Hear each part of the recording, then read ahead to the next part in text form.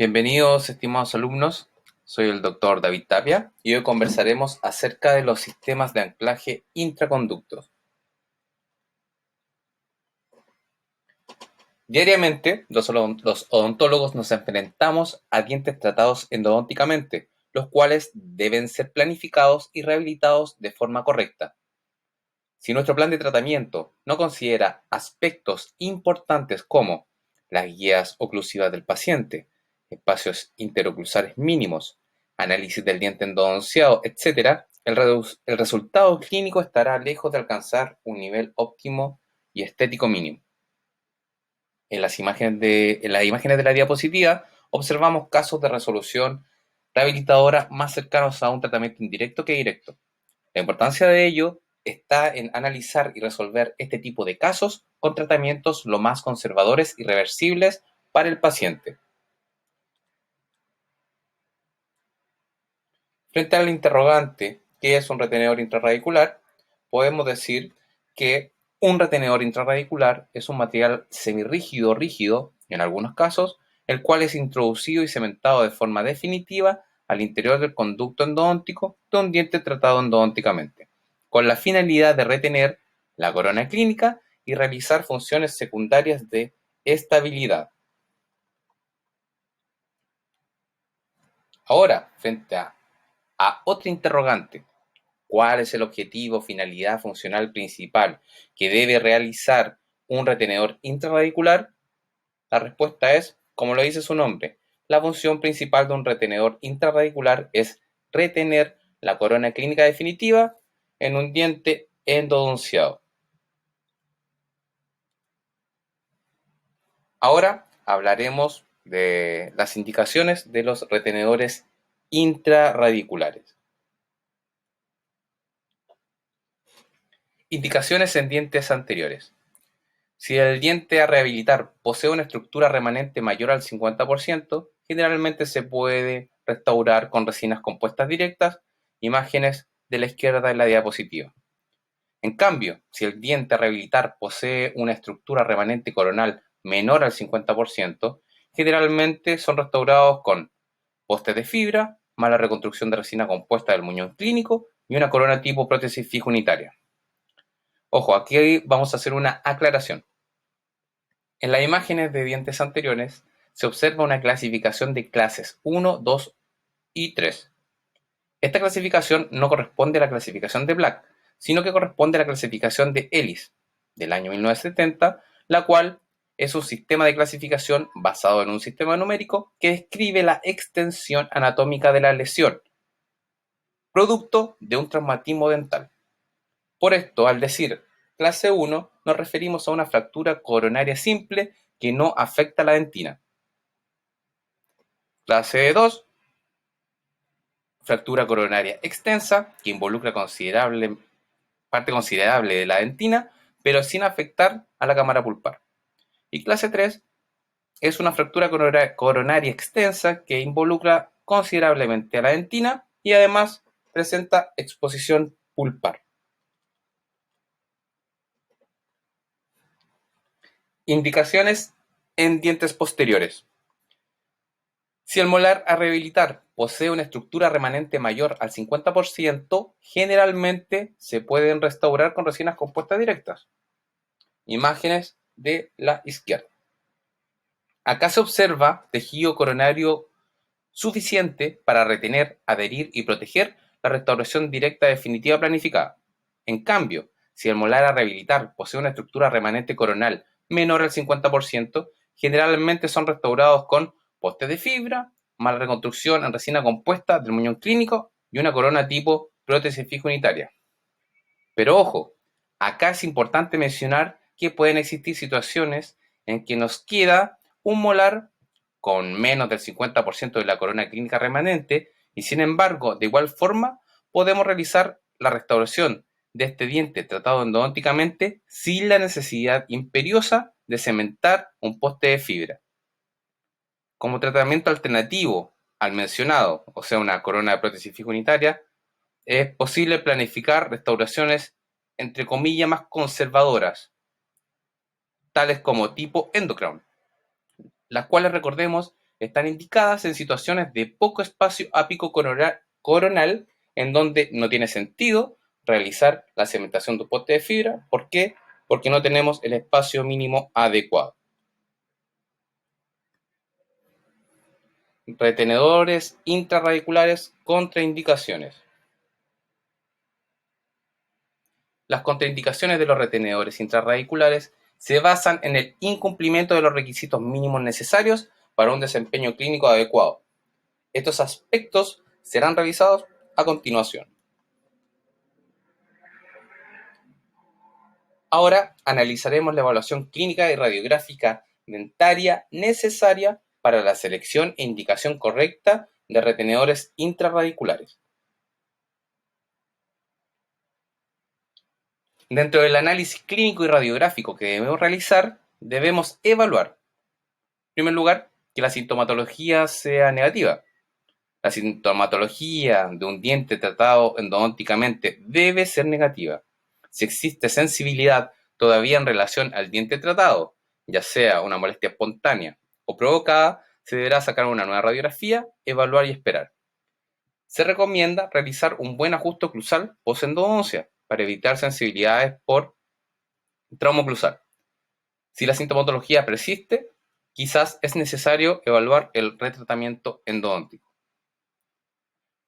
También debemos evaluar la ausencia de fístulas. Esto es algo fundamental y está relacionado directamente con lo abordado en el punto anterior. Evaluar el relleno y sellado endodóntico. Debemos corroborar que el conducto tenga gutta-percha en toda su extensión, en largo y amplitud requeridos. En la imagen de la izquierda vemos claramente la situación anómala respecto al relleno endodóntico incompleto del molar versus la imagen del molar de la derecha. Recordemos evaluar el estado periapical. En la imagen de la izquierda vemos claramente la situación anómala respecto al estado periapical del premolar. Clínicamente es necesario corroborar la presencia o no de fístulas en relación a la zona radiográfica evaluada. Otros aspectos importantes a evaluar respecto al análisis clínico radiográfico del diente tratado endodónticamente son: evaluar la anatomía radicular. Si existen conductos muy curvos o dislacerados, como en la imagen de la diapositiva, el largo del retenedor intrarradicular se verá afectado, ya que no podemos utilizar el largo máximo del conducto. En este caso, el sellado endodóntico se deberá conservar 2 a 3 milímetros antes de la curvatura para evitar el riesgo de perforación apical. Recuerden evaluar el remanente coronario dentinario. Es necesario el cumplimiento de las correctas proporciones coronoradiculares para un buen pronóstico rehabilitador. Evaluación del soporte óseo periodontal. Este debe ser el adecuado. El diente a rehabilitar, como mínimo, debe tener un 50% del soporte óseo periodontal, lo cual no asegura las condiciones ideales para cementar un poste de fibra. Ojo con ese dato. Antagonista. Es necesario analizar si el antagonista del diente tratado endodónticamente es un diente natural, una cerámica, la cual presenta una dureza superior al diente natural, la cual más ajustada lleva un trauma oclusal importante.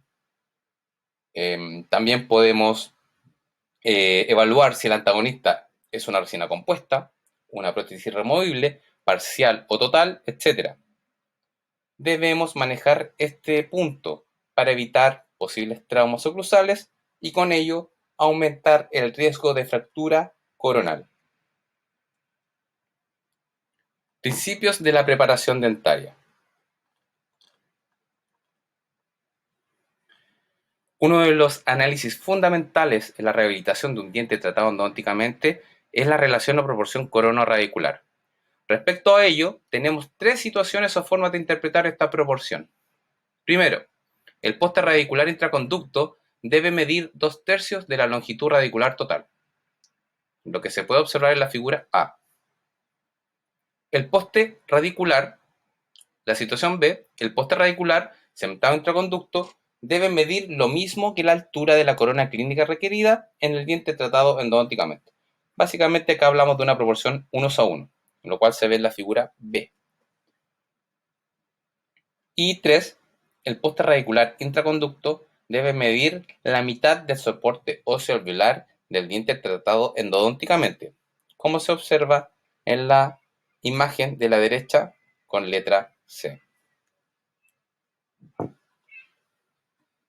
La longitud del poste, especialmente en dientes anteriores, debe ser la adecuada para asegurar una retención coronal estable, idealmente lo más largo posible, especialmente en caso de dientes muy pequeños, como por ejemplo los incisivos laterales.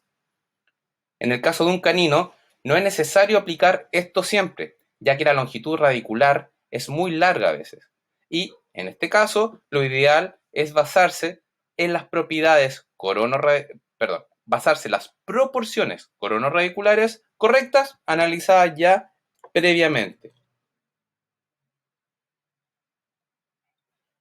Como odontólogos tratantes, debemos tener claro los conceptos de brazo de potencia, que va desde el borde incisal coronal hasta el hueso alveolar cervical remanente, y el brazo de resistencia, que va desde el hueso alveolar cervical remanente hasta el sellado endodóntico apical. Entonces, mientras más largo es el brazo de potencia, más largo deberá ser el largo del poste requerido o brazo de resistencia. Si lo anterior no se respeta, los postes de fibra se desalojan o fracturan a nivel óseo. En este sentido, también es importante recordar que en el área apical debemos dejar una zona de seguridad entre el conducto endodóntico tallado y la superficie externa radicular, con un valor mínimo de 1 milímetro. Recuerden, este es el valor mínimo. Lo ideal más arriba del milímetro que se está recomendando. Si esto no se respeta, se generan fracturas radiculares inmediatas al momento de la cementación o en el tiempo. Entonces, lo ideal para rehabilitar un diente tratado endodónticamente es contar con, en primer lugar, que este diente presente un sellado apical de 4 a 5 milímetros de gutapercha. 2. Que la proporción corona radicular sea 2:3. Y otro factor importante es que la raíz del diente tratado endodónticamente a rehabilitar tenga un soporte óseo cercano al 80% o superior. Recuerden que estamos hablando de condiciones ideales. Teniendo al 50% del soporte óseo como un valor mínimo, el cual no asegura un buen pronóstico en el tiempo del poste de fibra, especialmente en dientes con problemas periodontales moderados a severos. Respecto a la selección de conductos, para la cementación definitiva de un poste intrarradicular, tenemos las siguientes opciones. De izquierda a derecha las vamos a ir mencionando. Con la letra A, utilizar ambos conductos, solo si es posible o estrictamente necesario. Estos conductos pueden ser amplios, deben ser amplios y tener un diámetro adecuado. La letra B, podemos observar ya la generalidad, la cual nos indica que para los dientes premolares superiores se utiliza el conducto palatino y en molares superiores también se utiliza el conducto palatino, que es el más voluminoso. Y en el caso de los dientes inferiores, como la letra C, en los premolares utilizamos el conducto único y en los molares inferiores se utiliza el conducto más amplio y recto, es decir, el conducto distal. Clasificación de retenedores intrarradiculares. Estos sistemas de retenedores intrarradiculares se pueden clasificar de diversas formas. Algunas de estas clasificaciones son: clasificación según su forma de fabricación, retenedores personalizados o prefabricados; clasificación según material de confección, retenedores metálicos, cerámicos, de circonio, de fibra de vidrio; clasificación según mecanismo de retención, pueden ser retenedores pasivos o activos. Es importante recordar que estos sistemas, o mejor dicho, estas clasificaciones, se pueden superponer o combinar, según el caso clínico. Por ejemplo, si tenemos que rehabilitar un diente tratado endodónticamente con poste de fibra de vidrio, y este ajusta en largo, pero no en ancho, es necesario personalizarlo. Entonces, este caso clínico utilizará finalmente un poste de fibra de vidrio prefabricado, el cual es personalizado con resina compuesta para obtener los mejores resultados adhesivos intraconducto.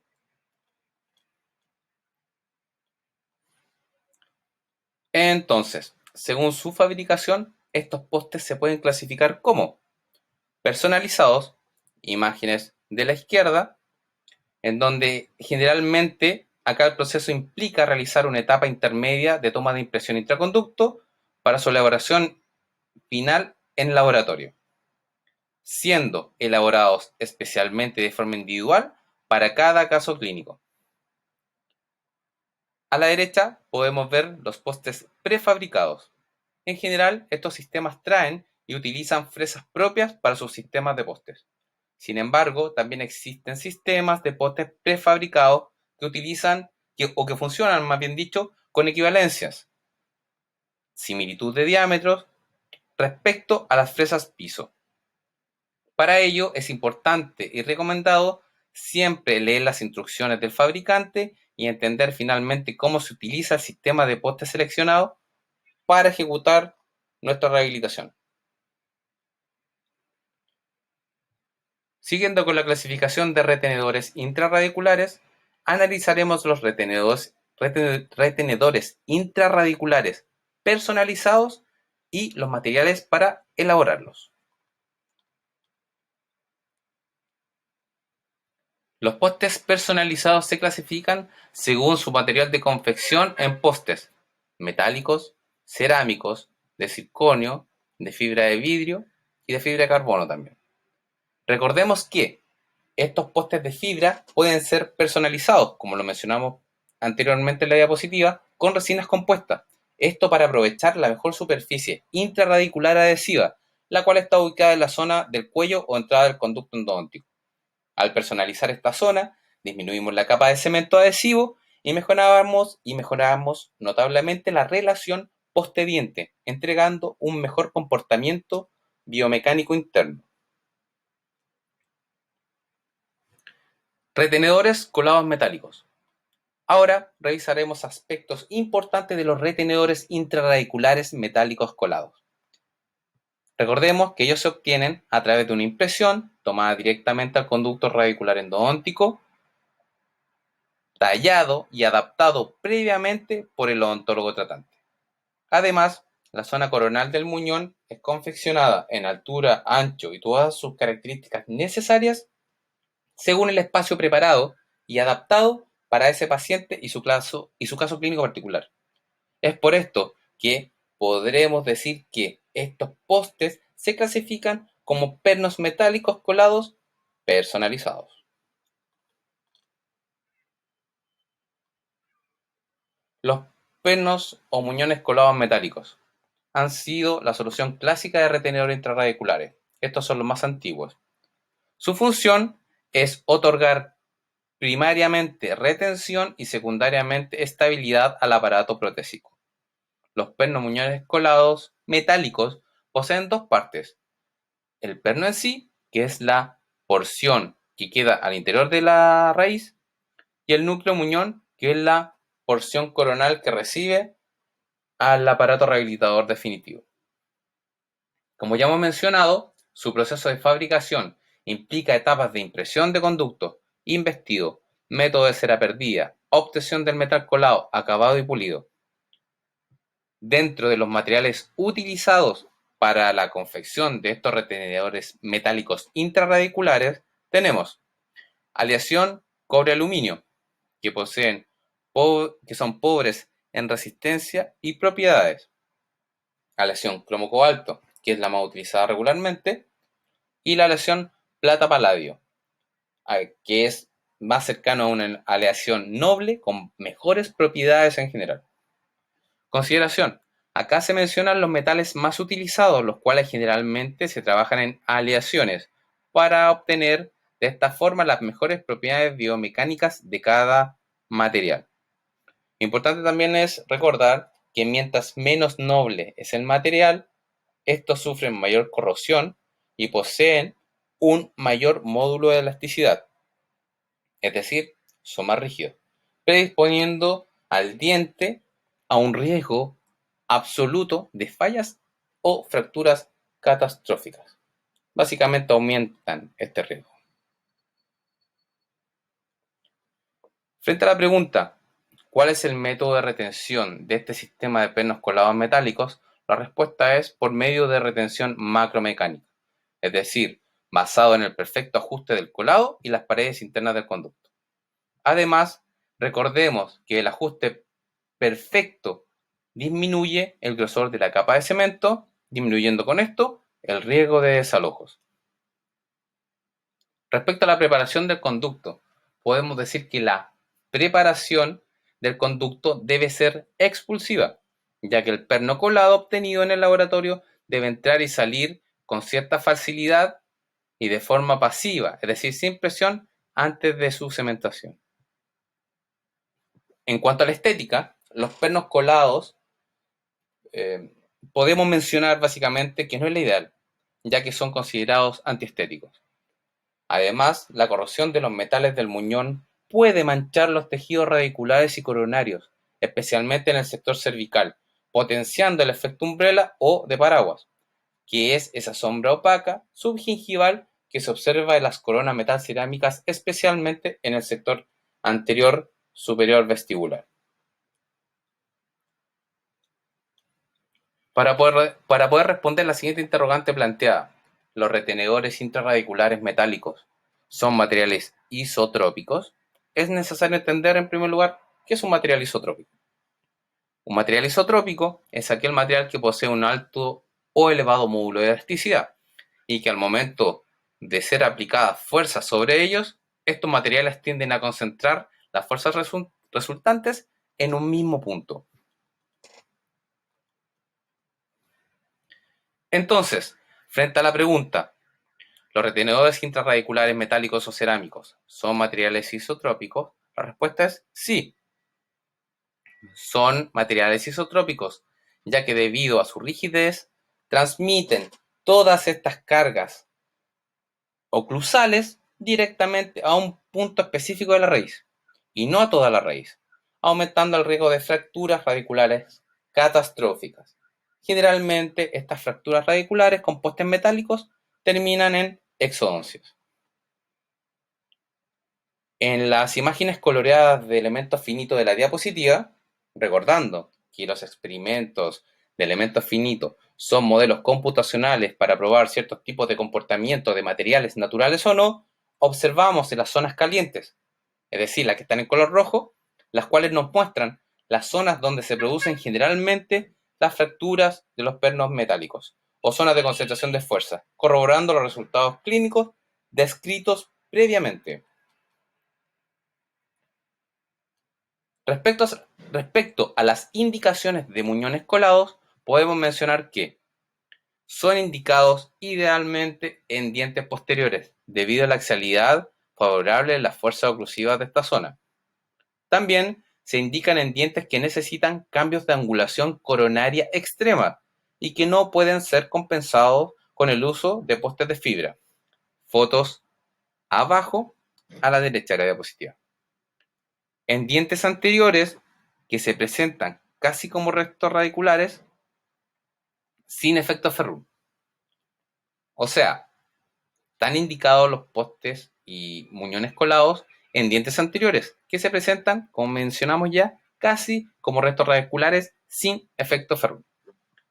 Finalmente, debemos entender que debido a este alto riesgo estético, corrosión o color metálico del muñón coronal y a la mayor posibilidad de riesgo de fractura catastrófica, debemos evitar utilizar estos retenedores metálicos en dientes anteriores. Sin embargo, si no existe otra opción rehabilitadora, se deberá realizar de igual forma, cuidando especialmente los factores relacionados con la dinamia mandibular y guías oclusivas del paciente. Respecto a las desventajas de este tipo de tratamiento, se puede mencionar que su elaboración presenta mayor número de pasos clínicos, como ya dijimos, impresión, vaciado, pruebas clínicas, etc.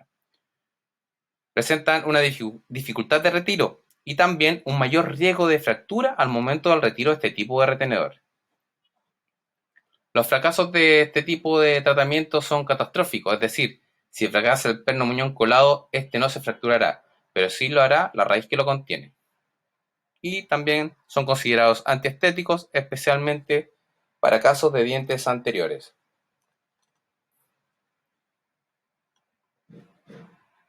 En esta diapositiva, y basados en la imagen de la derecha, nos surge otra pregunta. ¿Qué situaciones provocan la tormenta perfecta para predisponer un diente tratado endodónticamente a una fractura radicular catastrófica con un perno colado metálico? Algunas de estas situaciones serán descritas a continuación. Primero, utilizar postes que presentan un alto módulo de elasticidad, como por ejemplo postes metálicos. Indicar y ejecutar de forma incorrecta el poste metálico, es decir, realizar pernos metálicos cortos o cementados con ajuste no pasivo, lo cual generará tensiones internas residuales, las cuales pueden ser liberadas a la raíz del paciente al momento de realizar el MIC u otro movimiento mandibular dinámico. Indicar estos postes en dientes con paredes radiculares debilitadas o muy delgadas es un riesgo importante. Y que sobre el diente a rehabilitar incidan fuerzas oclusales oblicuas o no axiales, como se ve en los sectores de diente anterior. Todos estos elementos sumados simultáneamente pueden resultar en una fractura radicular catastrófica y finalmente en una exodoncia, como se ve en la imagen en la diapositiva. Ahora, continuando con la clasificación de retenedores intrarradiculares, analizaremos los retenedores intrarradiculares preformados o prefabricados, con sus características y sus posibles clasificaciones.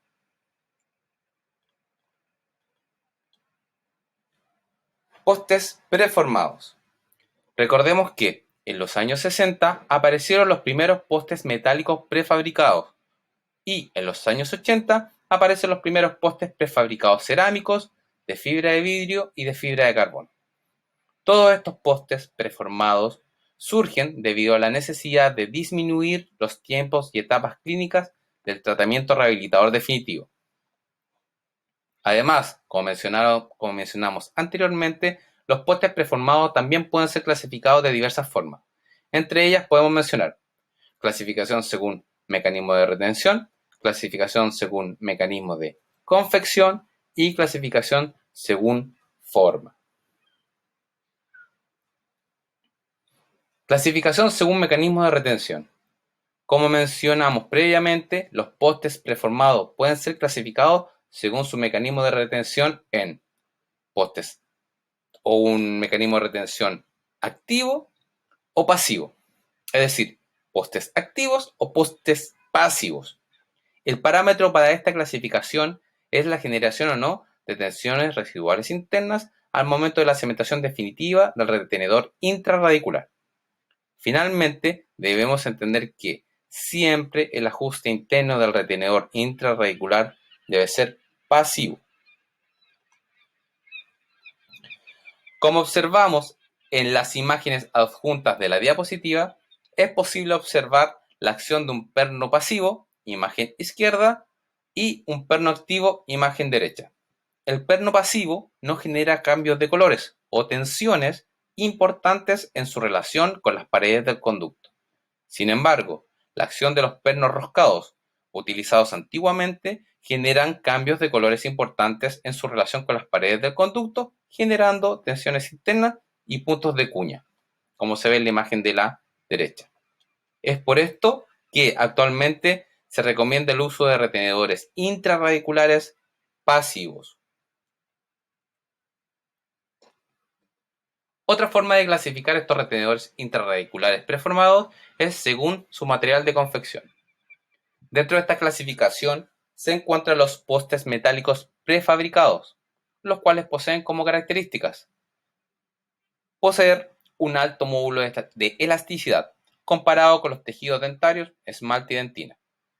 Generalmente, este tipo de retenedores se reconstruyen con resinas compuestas o cemento y ionómeros vítreos reforzados con resina.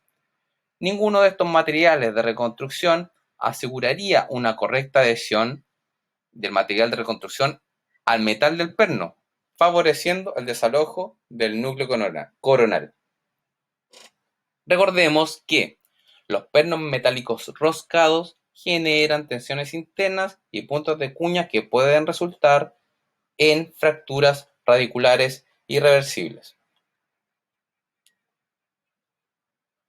Postes de fibra de carbono. Los postes de fibra de carbono fueron los primeros postes de fibra en surgir en la odontología. Sin embargo, su coloración oscura dificultaba el resultado estético final del paciente, imagen inferior en diapositiva, reduciendo significativamente su uso e indicación en el tiempo. Estos postes de fibra de carbono, además, presentan como característica el ser radiolúcidos, imagen de la izquierda en la diapositiva, lo que impide su identificación y correcta localización en las radiografías al momento de realizar las pruebas clínicas y radiográficas previas a su cementación definitiva. Para compensar este problema, surgieron postes mixtos que contenían fibras de carbono internamente y fibras de cuarzo externamente, con lo que mejoró también su apariencia estética. Sin embargo, el uso de postes de fibra de carbono fue desplazado por los actuales postes de fibra de vidrio. Ahora, dentro de la clasificación de materiales utilizados para la confección de retenedores intrarradiculares prefabricados, también se encuentran los mencionados postes de fibra. Un poste de fibra de vidrio se compone de fibras de refuerzo dispuestas longitudinalmente como un paquete de fideos e inmersas en una matriz resinosa, como las imágenes adjuntas en esta diapositiva. Además, dependiendo de la fibra utilizada, estos postes pueden tener diferentes propiedades respecto al color, translucidez, radiopacidad, etc. La resistencia de los postes de fibra ha sido estudiada y revisada en extenso, concluyendo que, en casos clínicos en donde se indica de forma correcta, el índice de fractura de postes es mínima o casi inexistente. Entre los factores que contribuyen a esta resistencia destacamos la densidad de las fibras, la matriz resinosa utilizada, el proceso de fabricación, el diseño del poste, la configuración superficial y el diámetro del poste. En la imagen inferior de la diapositiva se observa la comparación de las extremidades de un poste de fibra de vidrio con y sin inmersión en la matriz resinosa, imagen inferior, a la derecha e izquierda respectivamente. En el extremo derecho observamos la translucidez obtenida debido a la combinación de las propiedades ópticas de las fibras y la matriz de resina, dando una idea de translucidez natural en la estructura interna del poste.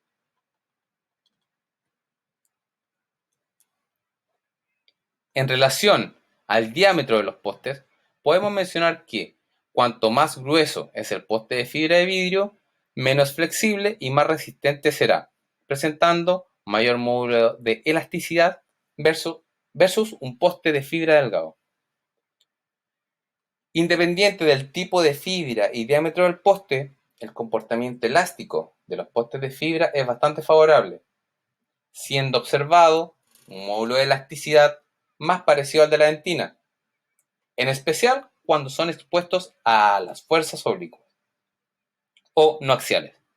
De esta forma, y al contrario de los postes y núcleos metálicos, los postes de fibra posibilitan una distribución más uniforme de las tensiones a lo largo de la raíz, evitando así las indeseadas fracturas radiculares.